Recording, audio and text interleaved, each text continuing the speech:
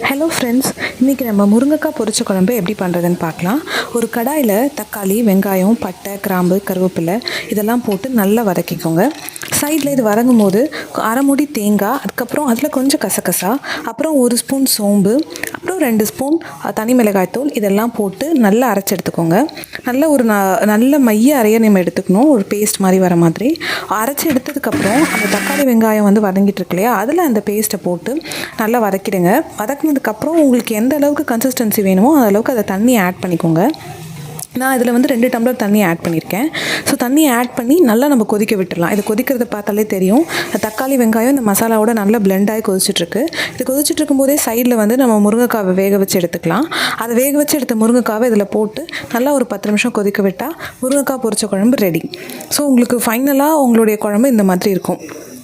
நல்லா முருங்கைக்காய் அந்த குழம்போட நல்லா பிளெண்ட் ஆகிருக்கு.